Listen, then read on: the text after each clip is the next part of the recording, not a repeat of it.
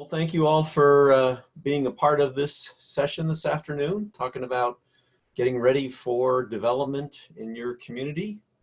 My name's John Jansen. I'm going to be the moderator throughout the session today. Mike Hansen and Ryan Robinson will be the presenters. Let me just tell you a little bit about Mike. Mike, you may have seen in many aspects throughout the state. He was on the governor's cabinet for quite a long time, as I recall, under a few governors, which I think is a really distinctive honor. And Mike is principal with Rural Community Consultants that does work throughout the state. Ryan works with Mike, and Ryan originally is from Parowan and worked in the southern half of the state for a while and currently is with the Rural Community Consultants. We would like to thank our sponsor, JRCA, for introducing the session. And we would like, as we go along, if you could use the chat function to ask questions. We'll try to recognize those and make that work for us as we go along. We'll have time at the end for questions also, and after we get through certain sections. And with that, Mike, I'm wondering if your session is up. Yep, let me share my screen. Okay. The title that's gradually coming up of this session is How to Prepare for Correct Development in Small Towns. If you're here for any other reason, then congratulations, you've come to the best one at the conference. So as mentioned, we do want to keep this moving. There are a lot of things we think that need to be discussed when you talk about correct development.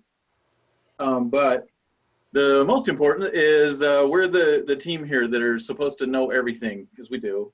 And so yeah, as John mentioned, just chime in on the chat box and we'll see what we can do. If we go too fast or too slow, you're welcome.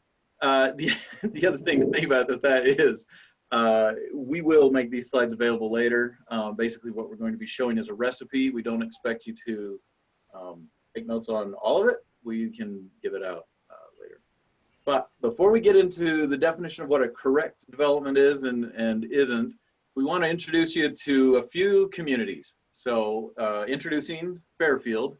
If you're not familiar with Fairfield, it actually has a really big footprint, 26 square miles, and not as many households as miles. So it's 119 was the 2010 census, and the new estimate is maybe up to 145, depends if they were counting on a day when the family reunion was going.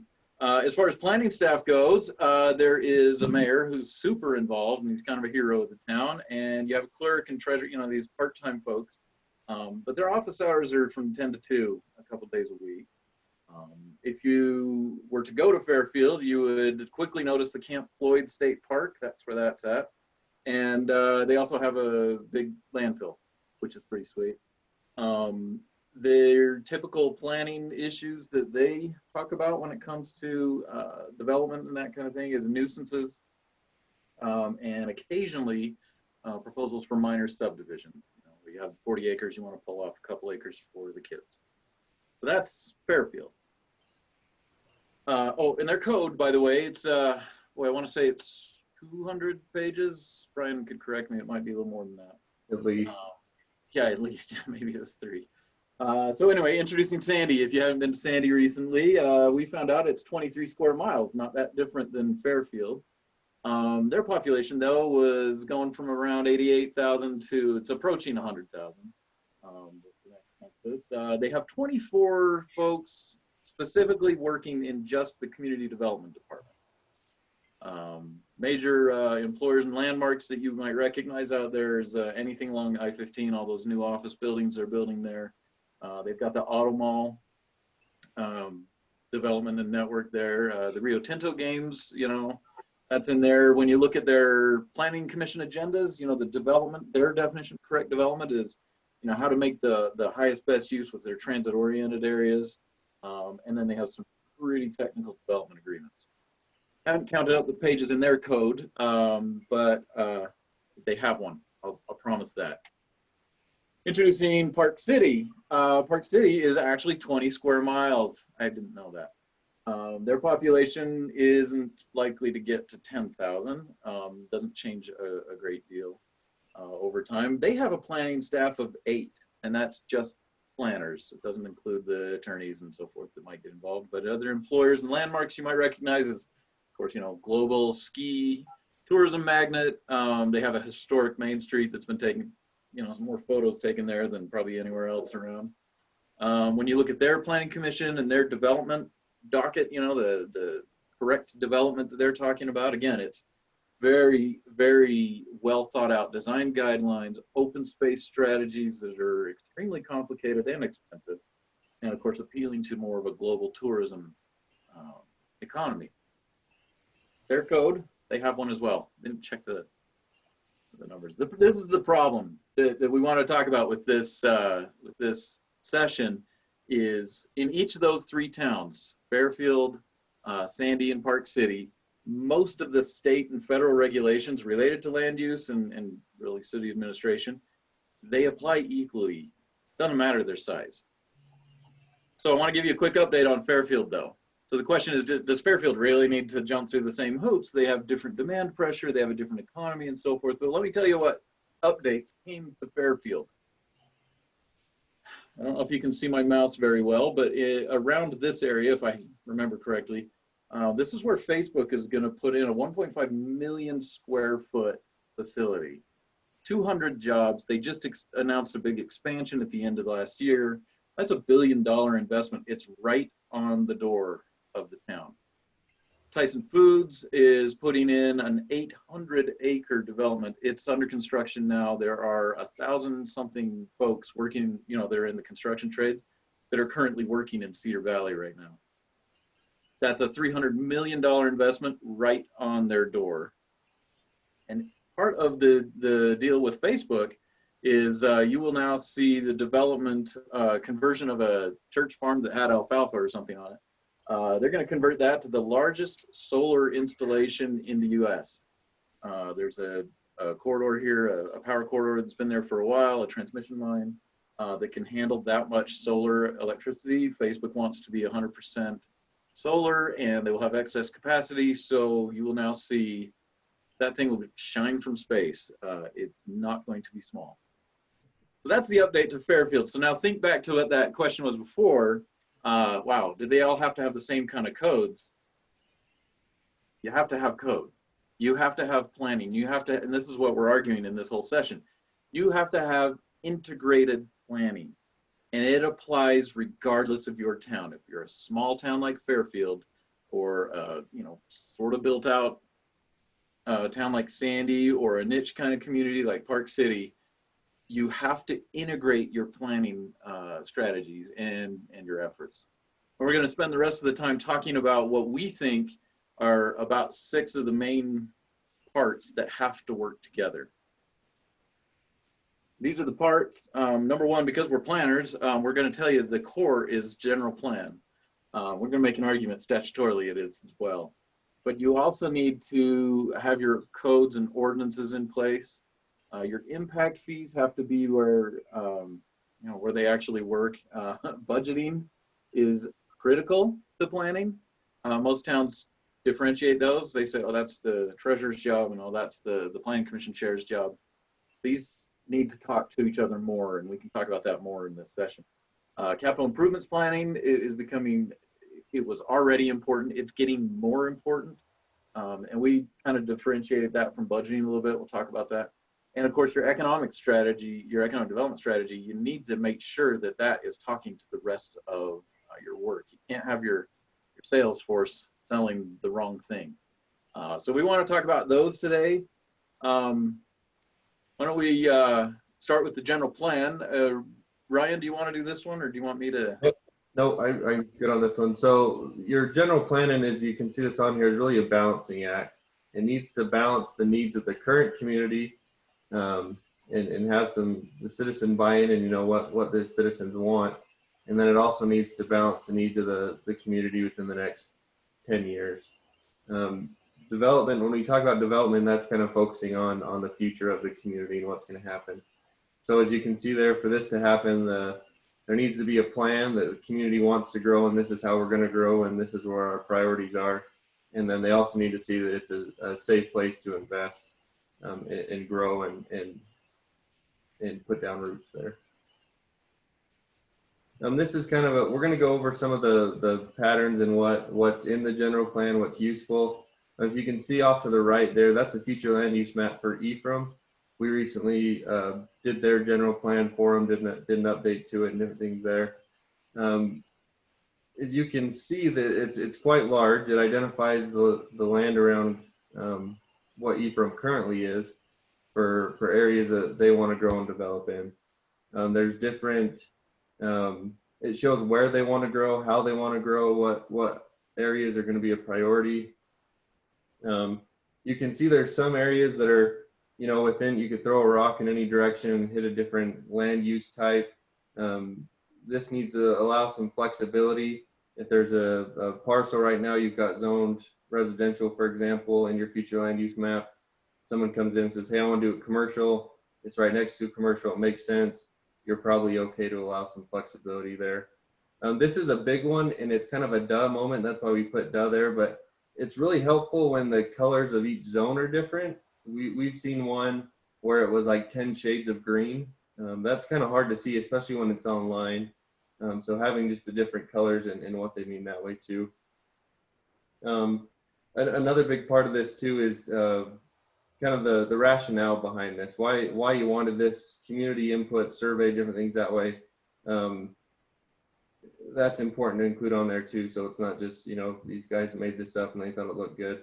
No, there's some rationale. This is what community wants. They want, you know, this to be commercial. They want this to be residential. They want to protect ag land. So we're gonna do it that way too.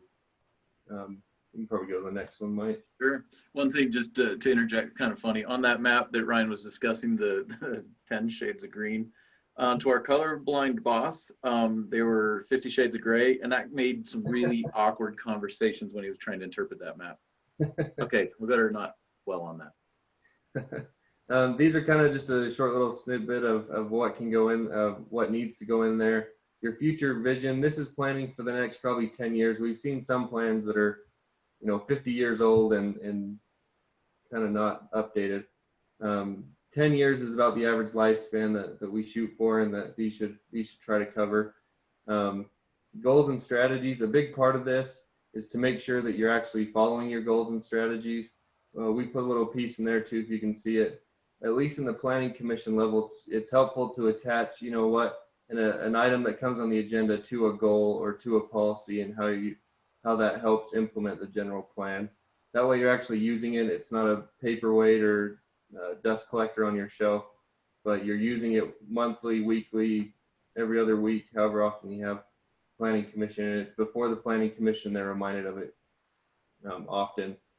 Land use is kind of self-explaining, shows where you want stuff and what you want, and just what each zone means and what the uses are you want there. Transportation is really important. It shows roads, where you want roads to go, where you see the major roads with the major traffic are gonna be located, and different things that way. A big part of this too is talking with the county and neighboring communities, so they don't have roads with their major traffic, you know, feeding into one area of town, and yours is feeding into another part of town for them, if that made any sense at all. But making sure they talk to each other, noticing where you want trails, bike lanes, different things like that, how to move goods and different things. And that ties really closely with your land use and what goes where. Yeah, we can't emphasize that enough. We were down in a town, as consultants, it's hard to not name, you know, the ones that you're still not paid off. But anyway, they were talking about, they really loved their, yeah, they loved their grid system. And they said, oh, we want to keep this grid system forever until the application goes to the county. And they were okay with the serpentine cul-de-sac type stuff. And city found out about it after the fact. It didn't go over very well, and we think, well, you know, with an updated general plan map, you know, maybe we could avoid these kind of problems. Funny. It's helpful. These are just some other ones. I don't want to read them all, but you can kind of see them. Housing is a big one with SB 34, the affordable housing stuff. I know a lot of these towns and communities say, well, that we don't qualify for that. We don't need to have that. It's still very helpful to have and useful. Even if you don't qualify or you're not required with that SB 34 to do that report and different things, there's still a lot of really good practices and ideas in those. Senator Anderegg in an earlier session talked about how it's a kind of a best practice. They went from all over the state and said, well, this is helpful here and this is helpful here. There's 23, I want to say, on there that you can go through and kind of see which ones work for you. And most small towns are going to have 3 of those, or most smaller communities are going to have 3. So it's nice to get ahead of the ball and just make sure you know what you're doing. Annexation is another one I want to hit on real quick too. A big part of this is showing land that's going to impact the community, that's not necessarily in the property right now or in the boundaries right now. You also need to have standards and goals for this. So if someone comes to your community and says, hey, I want to annex in, you can pull up your general plan and say, okay, do you meet these goals and do you meet these standards? And you can have something to go off of instead of just, you know, does the mayor like them? Do they have a nice shirt on? I don't know what else you go off of, but those are big ones too to go off of. Economic development, what do we want in our town and how are we going to get it to come here, are big parts with that.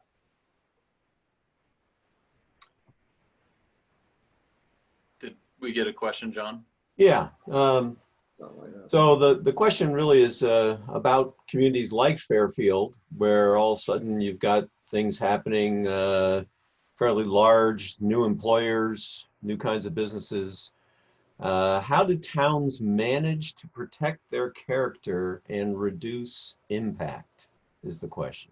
Yeah, that's absolutely the right question.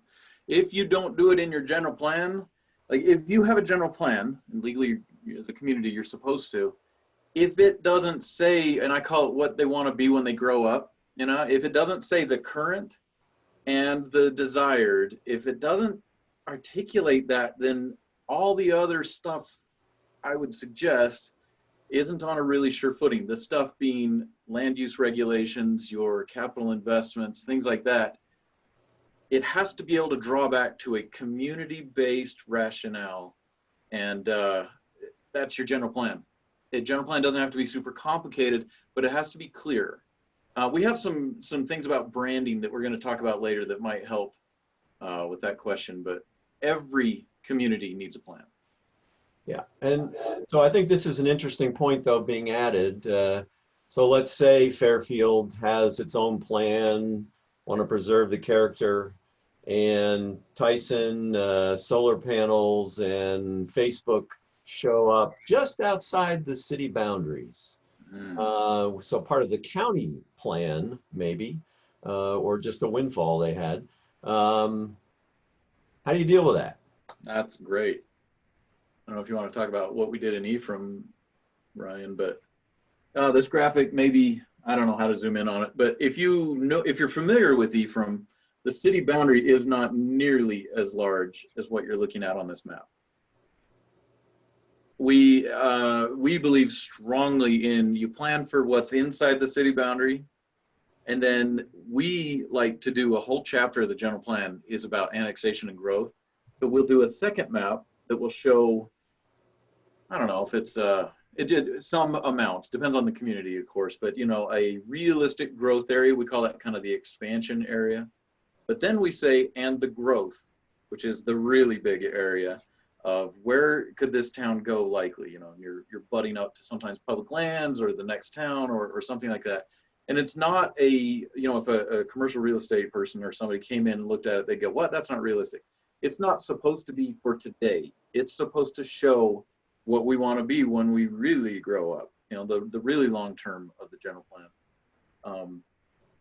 we think that the counties we work with, more and more the conversation with county planners and commissioners is they're whispering in our ear and saying, hey, dear Fairfields of the world, sorry, Fairfield, if you're listening, but hey, small towns, will you please articulate what you want with these areas? Because the county isn't trying to push things that no one wants, you know, or that aren't going to work for the town. They really aren't. What they're trying to do is understand how to coordinate better with the cities, because they know that's where the services are going to come from, you know, inevitably. So anyway, let me throw this in too, Mike. It's really important to talk to, if you're a city, to talk to the county and kind of know what their thoughts are and stay up to date there. We're doing a project right now with the city, and we went to the county planning commission meeting to talk to them about certain things.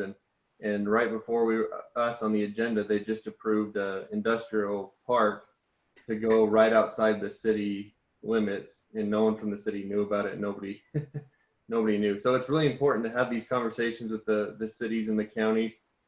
Someone chatted on there and said that those are going to be in Eagle Mountain, not Utah County.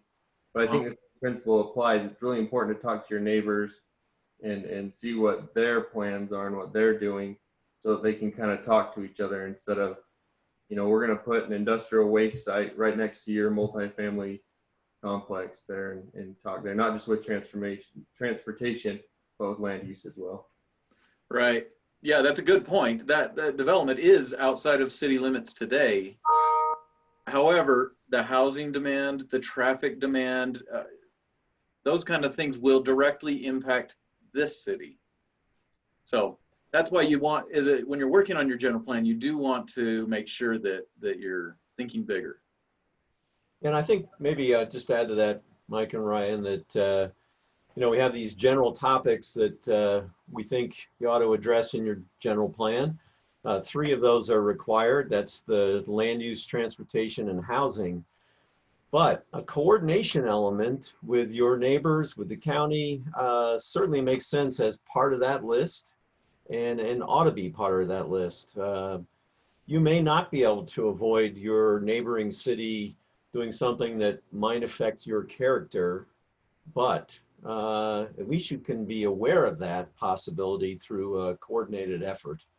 Absolutely. Those kinds of things need to be done in general plans.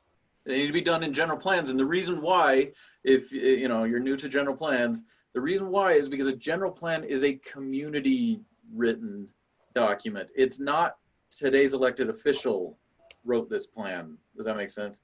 And that's why statutorily the general plan has as much weight as it does, and so forth. And if you think about, you know, planning within your city boundaries and looking outside of it a little bit, you know, the state legislature with the county resource management planning requirements, they recognize the counties need to be at the seat of the federal government. So they're telling the federal government through their general plan, here's what we'd like to see in this watershed area, or in this whatever, you know, dear BLM, we'd like to zone it this way. And I know we don't have jurisdiction, but we'd like to see it that way. I haven't talked to every federal employee that's ever been there, but the ones I have talked to have actually appreciated having a clear, you know, communication, even if they disagree with the principle that's being put out there. They just appreciate that it's simple and it's clear and understandable. This county wants that, instead of just, oh, this commissioner's a thorn in my side, or this one's on our team. That's not how planning should be. So. Okay. All right, we should probably keep moving on. All right. Okay. Yeah, this is just a note too. Mike or John, I don't know if you guys wanted to touch on this too, but I think every small town believes that they're an ag community. Some towns that aren't small even think they're an ag community. They all have an ag history, so they all want to preserve that, which is a great thing. This is kind of more of a how to preserve that ag land, and I don't want to say keep development low, but preserve it so not every part of the land is high density development and different things that way. The city that I worked for before I came to Rural Community Consultants, we had a ton of ag land that, you know, my neighbor just sold it. Now there's going to be 60 homes there, and my neighbor on the other side just sold it, and there's 110 homes. And so this kind of talks about trying to preserve that agriculture and that heritage that we all love and talk about, but also allowing development if that's what the landowner wants and what they're going to do with it, if it's zoned for that, obviously. But did you guys Yeah, want to touch on this? Yeah, I think John's had some good experience with ag preservation in different parts of the state. Do you want to bounce on those pros and cons? Yeah, maybe just quickly here. Ryan, I think what you said was really good. This whole issue of preserving our rural character revolves around the agricultural preservation, open space that you have in your community. And there are tools out there to do that. We've named some of those on the left side. You know, your ordinances. I've been working up in Heber a little bit lately, actually a lot lately. And you know, they've got an area that they're preserving with an A20, which is a 20-acre zone, okay? It's in their annexation area, but it's actually in the county, right? And the county is still reinforced hanging on to that agricultural area. But obviously not everybody that lives in that area or farms in that area wants to do that, right? You think about so many of our property owners have large acreages. They're looking at selling that for development as their retirement plan. And, you know, that's a tough discussion to get into. That's why we mentioned the property rights debates here on the right side. Clustering is an interesting idea too. You know, essentially, let's just do an example. You got a 20-acre piece, and right now you get one unit on that property, maybe, and then you have to do agricultural kind of processes on the rest. Maybe you allow somebody to have several units on that property with smaller lots, maybe acre, half acre, less, and the rest of it gets leased out for agricultural purposes. Clustering seems to be coming on across the state as an idea for trying to hang on to that agricultural heritage. We're also seeing development rights being purchased. What's a development right? It's maybe a right you don't have in your community unless you're doing an ordinance that allows you to have those. But it's essentially providing rights to properties that can be purchased and then moved elsewhere or just simply purchased and absorbed. So anyway, a few tools out there to think about. The character issue is, I think, a huge issue throughout our state at this point. You know, the budget may be something that works for that. We're seeing communities bond for buying up development rights.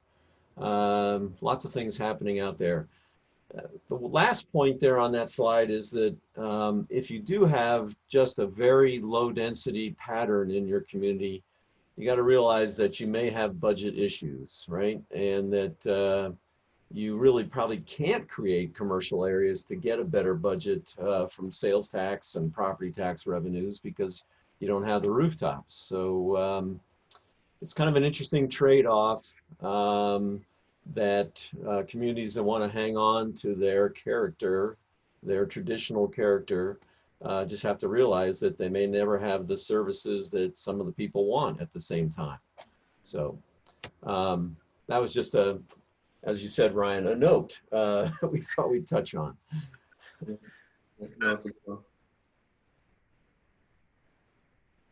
Well, let's transition then. I was just checking the time. We might speed it up just a little bit. But again, remember, we can give you these because it has some state code references and such if you need these. But for the planning, and when you go from plan to zoning, it's just critical that these are aligned. The general plan, according to, I call it the 406 part of state code, but in LUDMA, it specifically says if you don't have this major capital investment, a new park or new road or whatever, if that's not in the community bought-in plan, that's not a great phrase, then you technically don't have a green light to develop it.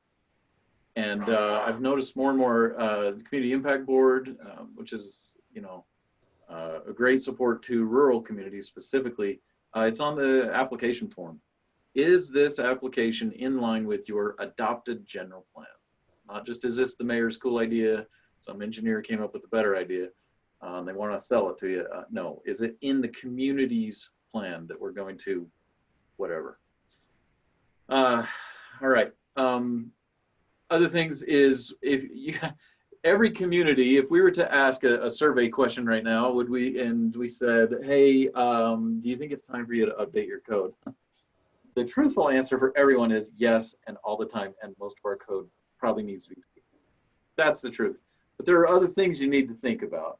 You know, how much do you need to update it? I mean, code changes all the time. I was in the private property ombudsman meeting, what was it, last week?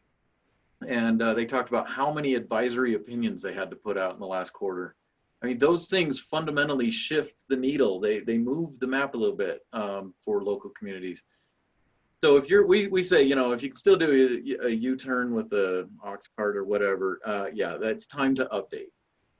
The other thing is, do you have staff available? There are consultants, but there are also, you know, other governmental entities that you could try if you're a smaller town, especially reaching out to some county staff if they have some bandwidth that maybe they could dedicate toward you.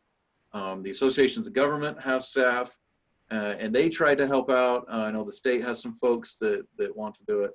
We put a little commercial in there for ours. We think that you could do it yourself, but anyway. The other thing though, and this is a Meg Ryan talking point, I talk about this all the time. There was a study they went through and they said over the last 10 years, probably been about 12 years now, but there have been 40, they counted, 40 major shifts at the state level. So just use that as a simple barometer. If you have, as a community, have a code that's more than 10 years old, you probably ought to be looking at it. It's probably right for some time invested into maybe making sure that you're still there. And 10 years is a really broad brush. If it's more than 10 years, then you really probably are in trouble. In there too, yeah. When you say last time you updated your ordinances, we're not just saying moving them from a PDF to, you know, Municode or code or whatever. So that's helpful and that's good, but it can still say the same old code on your PDF as it will online. So actually making those changes needed is kind of what we mean by update your ordinance. It's critical, and we can tell you, both John, you know, we all do this code updating as consultants. When a town hands you their 3-ring binder or whatever of here's our today's codes, and then one of our first steps is we got to digitize it. But when you have a computer that can sit there and check all these cross references, your code is probably worse off than you think it is. I'll just leave it at that. We find stuff, you know, the trail is not hot, so to speak. You know, if it references this other section, that other section got changed and, you know, it's inconsistent internally, it's not good. All right, we got to keep moving. These are some of our key principles when you do get into your code. These are, you know, 5 of our, I was going to say 5 of our top 10 things to think about. These are 5 of our top 5 things to think about when you're getting into your code. You've got to get the land use authority figured out. How many times have you heard a planning commissioner express frustration because that town council or the city council never listens to what we say? We waste our time doing this. You have to understand who's in charge of what. Administrative things, legislative things, what hat you're wearing. See the Brent Bateman videos on that. Procedural flexibility, you need to have it and you need to articulate where it's flexible and where it's not. We love it when we get the application form. You know, if a town's proud of the code they just updated, and then we say, okay, now you updated your application form, right? And they kind of give you that look half the time and go, oh, that's a good idea. We should make sure that we ask for what we just required. Everything has to be written down in code. Interpreting, you know, from the seat of your pants or the whim and the merit of the application is not going to cut it. You absolutely have to have things written down. And then the last bullet is you have to follow it. If you write it down, then that rule applies to everyone equally, and you have to enforce it the same way you do with everyone. Mike, can I just add that Please. one little point there? We're so used to, from 10 years ago, every single thing we did got a public hearing. One of the great flexible things that the legislature did was say, you don't have to do that for administrative.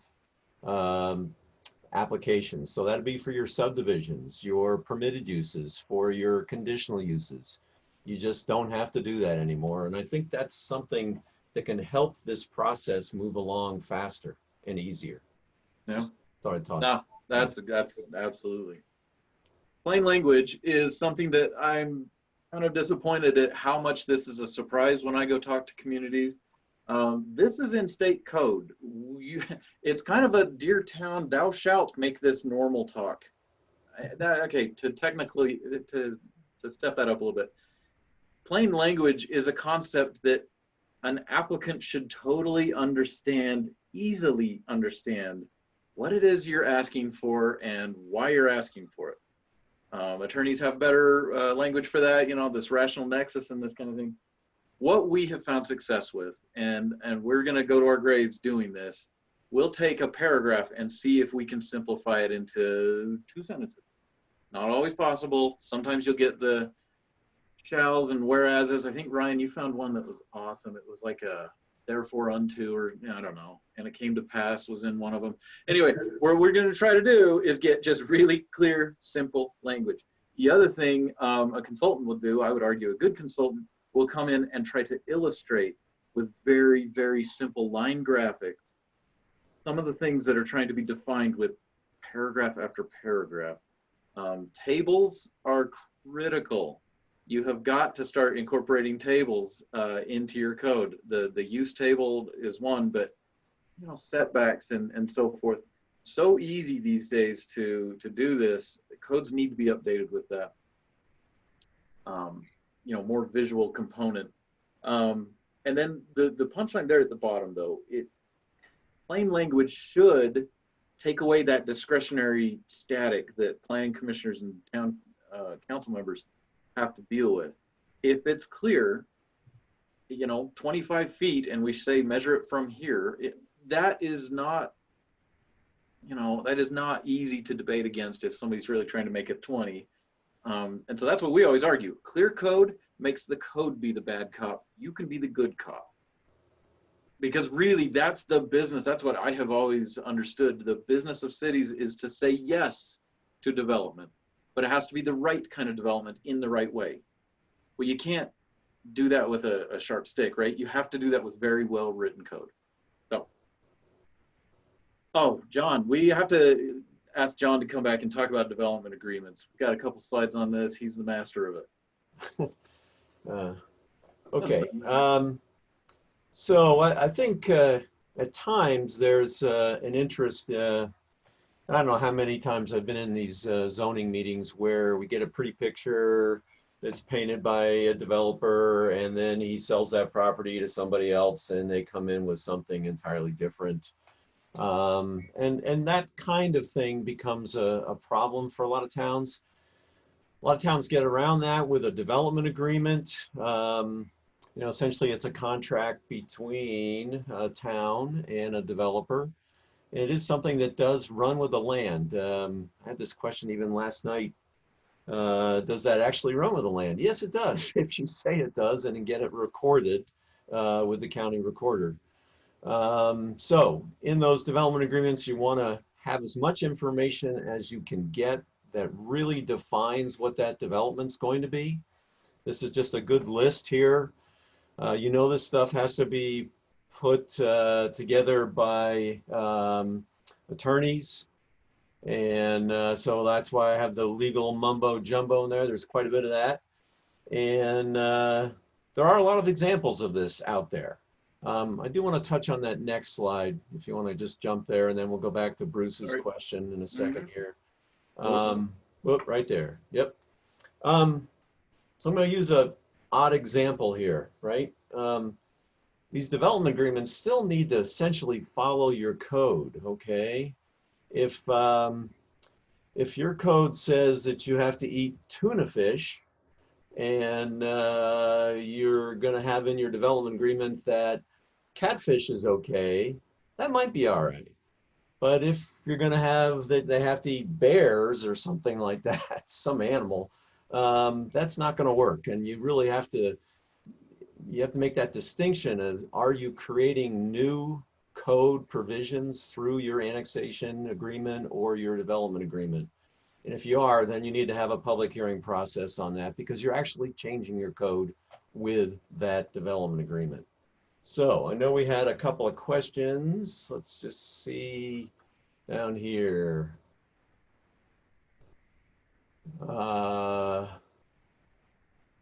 Bruce is asking if there's any incorrect development.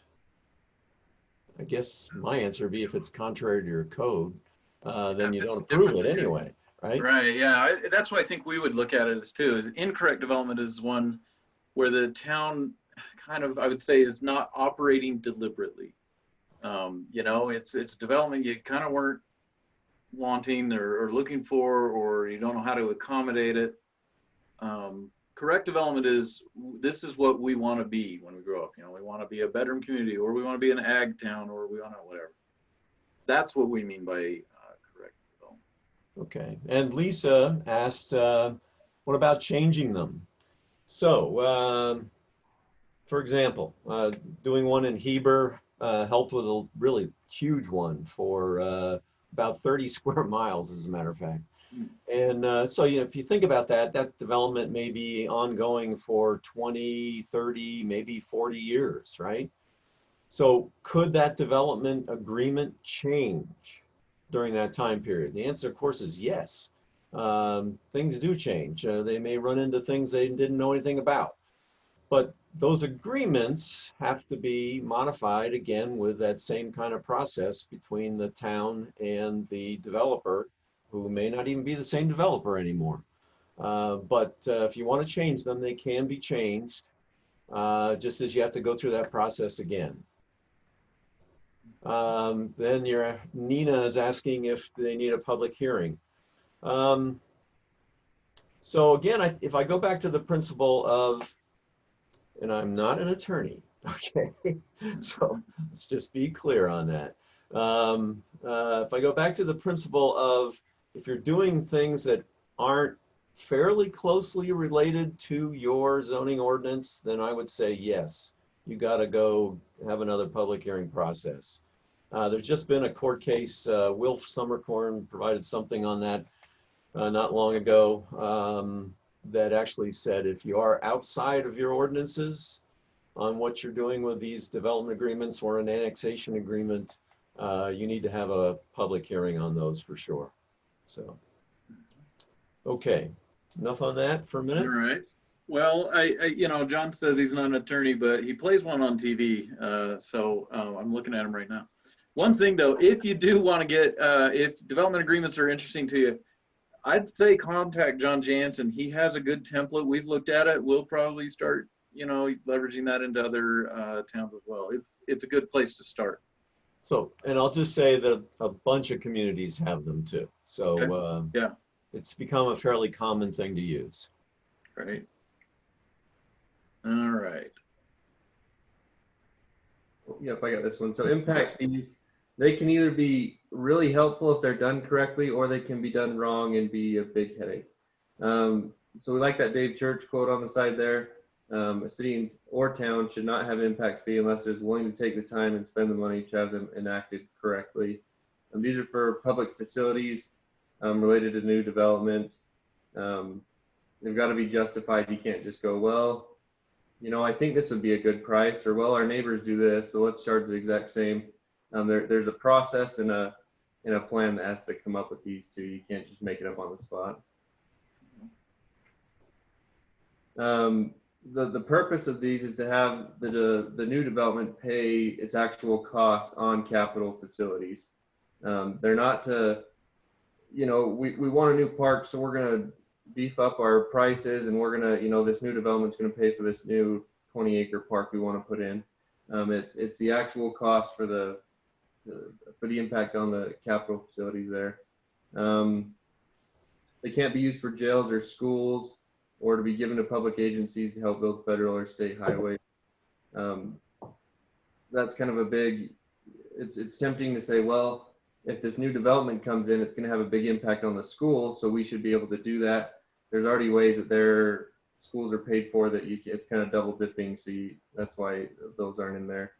A big part of this too is to think of these impact fees as actually part of what they're supposed to go to. If you have a park impact fee or a road impact fee or a water, it has to go towards that. It's good to think of them as, you know, if I've got a park impact fee, this is paying for part of the park. I can't use my park impact fee to go pay for a new town hall or a new, you know, different things like that. It's got to be part of that piece that you've got there. And I think it's tempting to take that money and want to go somewhere else with it, but it's got to stay in that spot. Yeah.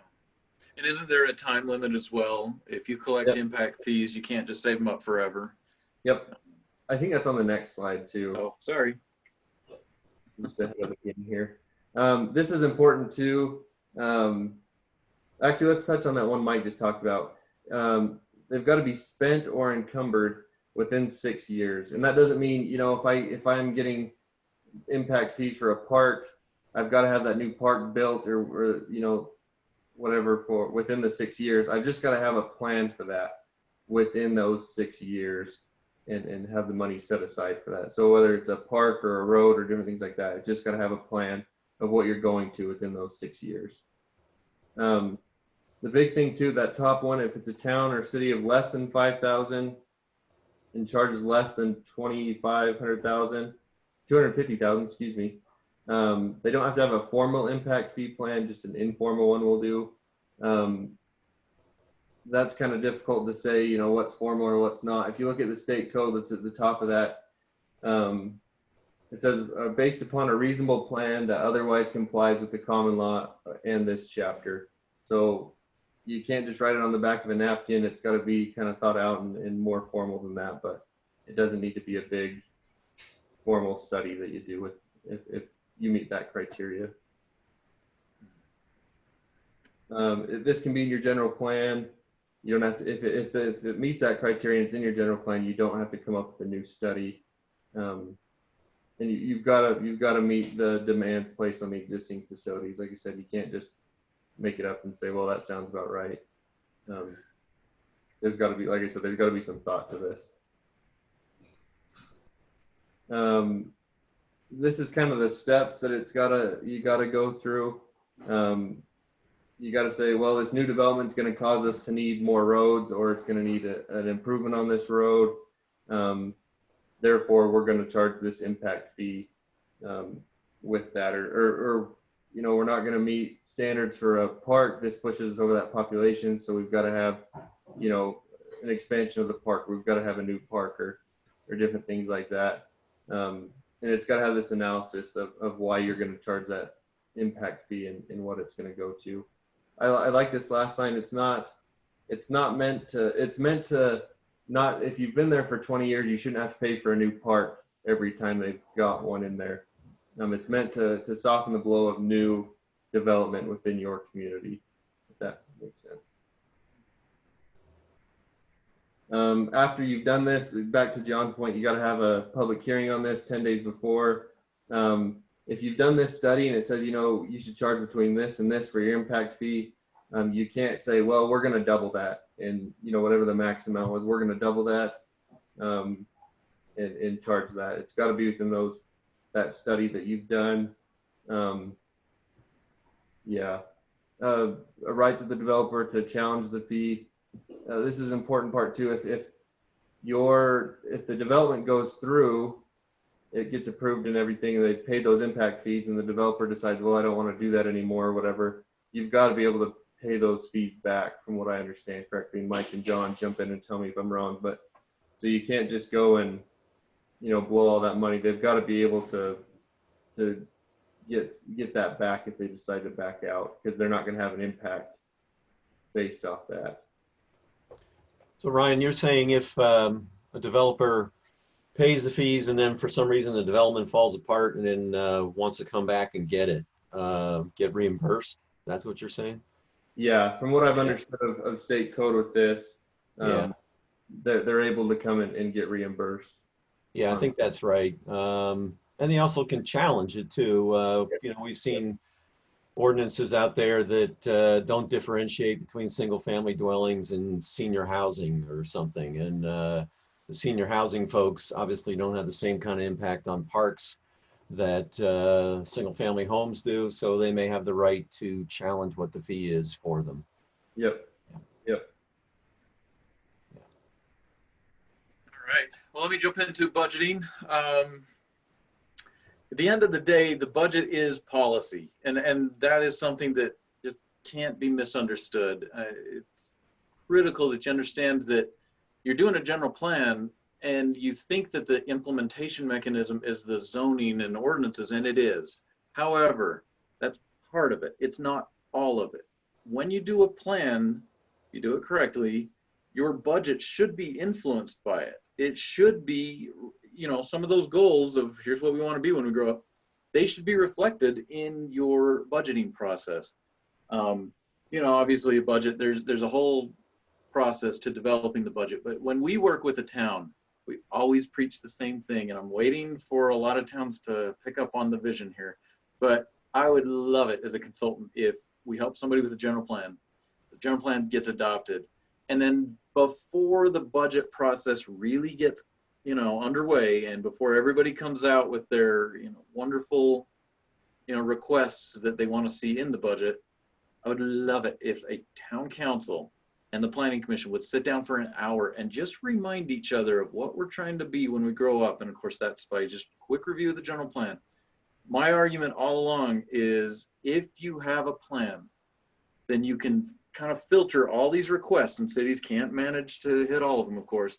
You're going to be able to filter these requests between investments and expenses. And I know it sounds kind of pedantic there, but if we're investing deliberately toward the vision that's articulated in the plan and the brand and all the, you know, the vision, then it's an investment and you're taking a step toward it with your budget. If it's just, you know, the fire department's louder than the roads department, then maybe it's just an expense. I hope that made sense. The other thing that we need to caution, even though we're planners and we think, you know, planning is the salvation of the world, one thing that cities got to be careful about, it's called zoning for dollars. If you're not familiar with this topic, you need to bring it up. You can't just spot zone because they're going to bring in more money than the others. That said, we like to do, when we do a general plan, we like to do work toward the end where we take the existing map, or maybe sometimes it's a zoning map, and we say, this isn't your whole budget, but if this was built out and 100% occupied, so 100% built out and 100% occupied, never true in the real world, we know, then we think your fiscal outlook would look like this. If this general plan is the vision that you follow, then we think your budget, you know, your revenues and expenses are going to be generally like this. That kind of work is critical and it never gets done. We think it's a core part of the process though, because if you think about, you know, if the town wants to expand, for example, like that annexation idea, they were going to convert agriculture to something.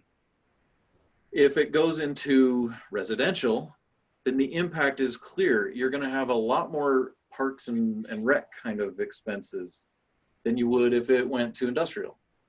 And so just having a way to really simply look at your plans from a fiscal perspective, we think is just a critical thing. And maybe it's not part of the budget process every year, but it does need to be considered. So, all right. Want to take this one, Ryan? Yeah, sure. Capital improvements plan is a priority list of your capital projects that you want to work on. You can see their equipment purchases, major studies, or just a few that are included in those. But it's got construction and completion schedules and how you're going to finance those. I don't know if anyone really does this very well, but it's kind of a big part of how you're going to pay for things going forward and improve the community. Things you want to look at: impact on your budget. If you're going to pay for it now, if you're going to pay for some of it now and kind of go, you know, down the line and pay for those later. What it's going to do to your budget over the next year to 5 to 10 years. Labeling these projects either completely funded, unfunded, which is just kind of a wish list, or partially funded. through grants or different things like that, a 50-50 match or 25% match. What are you going to do to pay for those is another part of that goes back to your budget. And then identifying your priority levels. Is this something that needs to go in tomorrow? Is this something that needs to go in, like we can wait 10 years and go that way? Is this something we need to pay for here and there? Did the snow plow just go down? So, that's probably something we need to pay for now. And then kind of going back to the parks, or is it a park that can wait 10 years and we can, go that way? A big part of that, and this is a good question, what improvements do you have that will help you achieve your economic development goals? That should be a big part of a capital improvements plan, because you got to pay for this somehow, whether it's through grants or loans or bonding or different funding types that way. Yeah, Ryan and I were working in a county, and you could tell that the regional capital facilities planning, that conversation wasn't really happening too well, because it was kind of eye-opening, I'll confess, to our team when we sat down and we brought in the towns and we gave them each, half hour or something, come and tell us whatever they wanted to tell us about the county and draw on the maps and all this. And we thought we understood what everybody was trying to do. When the cities came in and they started saying, well, we have a water line that goes, like way up here into the county, and for whatever reason that was putting, and then we have this, and this road is going to be stubbed out, and that kind of conversation is going to be critical with your general plan, and probably needs to be updated more than your general plan. So yeah, it's critical this week. One more thing, these capital improvements plans, when you go to apply for grants or different things, you should be able to just pull this up and almost copy and paste it right into the grant, or to just hand it off and say, here's what we're going to do with this, because you've thought it out and planned and how you're going to use this. And it should save you a lot of time and probably a few ounces of Coke. Mm-hmm. Or Pepsi, one of those. Or if you swing that way, right? Yeah, we don't discriminate. Our consultants, we do both. All right, economic development. Just looking at the clock, we are getting near the end, and we're right on time, I think. We think that you need to also keep your finger on the pulse of the economy. And sometimes you'll see, especially at the county level, you'll have a planning staff, and then you have an economic development staff. And sometimes the economic development staff is out there, sometimes it feels like they're selling the soul of the county, and they just want to see dirt turned on new development and stuff. That has to be integrated into the general plan. Don't get too specific, obviously, but you do need to do some branding work, is what we call it, with the economic development element. You need to talk about the way we think those 4 bullets down at the bottom are kind of core to an economic development element. I gotta find a new way to say that. In a general plan, you've got to talk about your existing businesses and your existing industry. I think if you talk to anybody in economic development, they'll say, cultivate what you've already got. Don't let those, be forgotten. But then you're always looking for, communities are always looking for the new development. So you need to talk about that, and you need to talk about clearly, well, we love this kind of, our brand is an agriculture community. We love to see new agri stuff, agri stuff. I think that's a new planning word I just made up. You do need to talk about home-based businesses and nurturing the startups and the entrepreneurial ones. And then, of course, just talking about making sure that this element talks to your infrastructure element, because if you have an economic development director out there trying to get an industrial park in an area that you've just thought was going to be ag and it has no infrastructure, those impact fees are going to be difficult for everyone. So we think that economic development is critical. Branding goes right with it. We think that you need to have a brand that consists of, it's hard to say that, you should stereotype your community, but you kind of have to do that a little bit at least. It's a brand. It helps you understand where you're trying to go. We worked in Bryan Head for quite a while, and we love the way they're branding themselves. Now, of course, they're a tourist town, so they're focused on branding a lot. But you can see from their logo, we're outdoor recreation. This is a big deal to us. Like, that's super clear. But then they've got this mission statement, that actually the elected folks they can tell you what it is. It's pretty impressive. But they're a rustic mountain village. That doesn't mean that they won't take, stucco. That means they don't love stucco. but they're a rustic mountain village and they want to have, you know, development that coexists with nature. So if you get into Bryan Head and you want to develop there, you'll kind of see that they do have some extra guidelines. I would argue all day long, they're perfectly justified because they have talked in their general plan. They've justified that. That is the vision for this community. We're trying to be an alpine community. You know, I remember being up there and they had some proposals for tiny homes, and they were able to lean back on this very simple stuff with their branding and saying, well, how does, you know, the tiny home isn't the question, it's the roof. Can the roof hold all the snow? Okay, we're a mountain village, and so we have to require more. Perfectly justified. That's very rational. You can see, you know, A leads to B leads to C when you get to those decisions. They weren't looking like they were arbitrary and saying, we just don't like you, we don't want you here. They were saying, well, we're trying to be this, and your development could match if you could change A, B, and C. And the developer totally got it. It worked out great. When you're doing your branding though, and I know it's not general plan specifically, but if you have a general plan that's hidden on somebody's shelf, that's a lot different than if you can say in your website, in your calling card to the world, this is what we're trying to be when we grow up. It's very on message, you know. Your gateways, it's great if a community can, you know when you've entered it or when you've left it. And of course the design guidelines, it's got to be in there.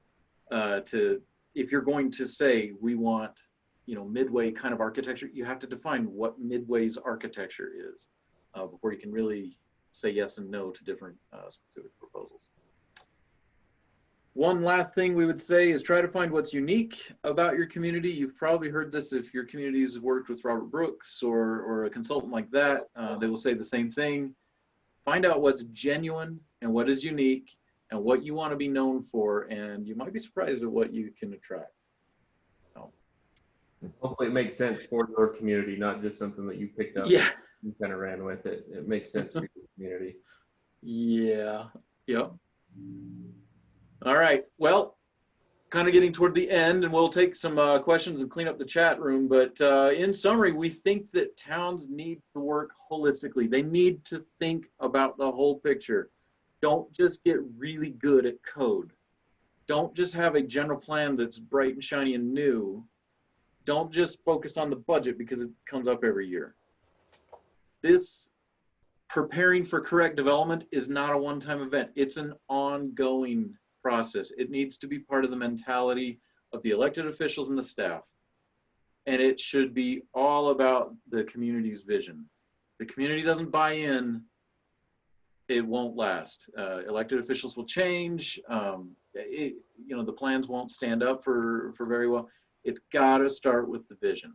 So if you're going to invest in anything, get the vision first, then get your plan written down and build off of it. That's how we think you need to prepare for correct development in smaller towns. We can use the rest of our time maybe for any questions we didn't answer. Yeah. Hey, look at all those questions. Look at them all. Any experiences someone would like to share? While we're waiting for one, let me jump in.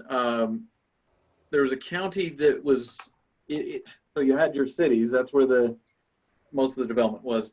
But then they got these, and sorry, the rest of the county was just kind of planned and zoned to be agriculture. That's just kind of their baseline. And then they got some industrial type requests that would come in. And the county wanted to say yes. And they said, oh, wow, you know, we didn't think we'd get that kind of activity out here. We never saw it coming, kind of a Fairfield thing. And, you know, that county, their mechanism that they used was the PUD, planned unit development. It's an arcane part of their code, and it was the most interesting, I almost said arbitrary, but we'll say interesting. When you're a consultant, you got to be nice. You had this pattern of ag in the plans and zones, and then these random islands that are they just matched a parcel, and they were PUDs, and they would just approve whatever was being proposed. And as we worked with them, we asked how that was going, and they said, well, you know, the folks that got the PUD approval, they really appreciated that. The neighbors didn't. because they thought they were going to have ag as their neighbor because, you know, that's what the map said. They just got random PUDs that came up. And so we would say, again, it's just another example of why you have to have a community vision, community buy-in, keep your plans up to date. It's the only way to stay out of trouble. So. I don't know if you guys have seen the questions. Someone's asking, what are experts saying about necessary broadband/internet speeds for small towns to attract businesses and for young residents? Are communities putting internet infrastructure in as a public utility? I don't know what the recommended. So I think we are seeing partnerships between communities and different broadband providers to improve on the internet capabilities in rural areas. And, you know, and obviously we're seeing this trend across the country of more people working from home, like myself. Yeah. You know, and that certainly can be fostered by having better broadband in the community. I know a few years ago, I was involved in a study across the state that actually did show that we were doing pretty well and areas that weren't doing that well. But I don't know what the current status is, but it seems like one of these days, broadband becomes just like sewer and water, electricity. You can't leave home without it. I don't know what the right phrase is. You can't, yeah. Can't stay home without it. Yeah, you can't stay home without it. Stay home without it. Oh man, hurry and get the bumper stickers printed up. That was awesome. You know what? That is such a good question. Whenever we've done a general plan, the infrastructure chapter, we talk about sewer, we talk about water, then we talk about broadband or internet. It's just, that's where the world's going. I like what John mentioned. I think that is a future trend that, well, we won't be getting away from anytime soon. It's people will figure out, I want to live a little more remote because I can work from home. I think they figured out that they can do that. Yeah. You know, that's one other thing just to add on that. In Ephraim City, you know, they have Snow College. And when we talked to them about their economic development strategies, that was one of their main hinge points. They said, well, we've got the school. And I thought they were talking about workforce, you know, oh yeah, you've got students that could go do whatever. And they said, no, the school brought a really fast internet kind of trunk line into our community, and we want to leverage it. It's absolutely critical. The GoEd folks at the state do a good job at mapping out where the broadband is and the cell coverage and all that. If you haven't got that as part of your, you know, planning research, let us know. We'll point you to it. It's good stuff. So I'll just add one more example. Where I used to work, West Valley City, for 30 years, they actually engaged with a company and created a consortium, in a sense, called Utopia. So to really get to that answer, yes, there are communities that are being very proactive to get improved broadband in their community. So just tossing that in. And then we had a question. Where'd that go? From Bethany. Oops, where'd that go? Where are good places to start getting community input if you don't have community participation? Well, if your planning commission meetings aren't, you know, just standing room only, then, you know, shame on you. Kidding. No town is doing it that way. We've found very, I don't know, and it might be every year that goes by, and then when a pandemic comes, it really just heightens, you know, our lesson learned. But you have to take your message to where folks are. We eat and breathe local government. Very few other people do until they need something from local government. We've found that public interaction is best done through channels like social media and an in-person meeting. We can hold the open meetings, and I think technically you're still required to do that. You probably always will be, to hold hearings and so forth. But I think you got to do a little bit more than that. You know, whenever we're touching a general plan, for example, in our projects, it's of course we're doing a website that goes with it. Whether we're updating the current city's site, or sometimes we can't stand the template they're using and we just beg them to let us do our own. So. Yeah. So Mike, I'm aware that you sometimes do ads in Facebook to get participation. Yeah. So that's a kind of a funny thing. As a consultant, you're always trying to find out, oh man, how much is this going to cost us? Because you have a project budget and there's always sand going through the hourglass on projects. But yeah, it is a strange thing that we have found that if you purchase ad space on social media, on Sundays at 10 o'clock when people used to go to church, you would get all kinds of hits to surveys and this kind of stuff. And there's really simple ways to get people to click into it. And it's, you take a picture of Main Street, their Main Street, not just some generic rural picture, it's like something is super iconic. And yeah, you just run it as an ad. And when people find time they're standing in line at Costco or sitting there at church, they'll click on your survey. I was going to add with that too. The shorter the questions you've got on those, it's a yes, no, or you pick, the more you're going to get people to do that. People have such a microwave attention span now. If you can just, 5 questions, tell me what you think. We've used somewhere it's a sliding scale where, 1 to 10, 1 to 5. Make it as easy for people to participate as possible so you can get as much voices heard as possible. No one wants to sit in a 3-hour planning commission meeting and get, hear the same thing over and over again. Those social media ads can be really effective just for that. Okay, we have a couple of quick questions. I think we're out of time. Is that right? Mm-hmm. Out of time. One is about the Planning Commission. Apparently looked at the general plan recently and didn't really think it needed any updates, even though other people think it does. So, the Planning Commission is charged for the state law with that responsibility of creating the general plan. It is kind of their baby to move up to the town council or the city council to get them to adopt it. But if they don't think it needs much change, then maybe it's a very good very general plan. That's just a quick thought. Something from Alan that just says, GoEd does have some great info. And what else does that say? Rural Workforce Network. Bringing broadband to rural and remote jobs together. Last question, maybe today, how do you balance industrial with a traditionally agricultural city with lots of land ideal for large industrial parcels? That is a big question. Yeah. That's a great question. And that's one where you would want the community to reach in. But, remember what John brought up earlier. We have to be very careful when it comes to agriculture. Agriculture treated under federal and state law is actually a different use than many others. It's one of those uses where you can put zoning on yourself and it sticks and the municipality can't do anything about it. It's an agricultural protection zone. That's one of those things you probably ought to have in your general plan as well.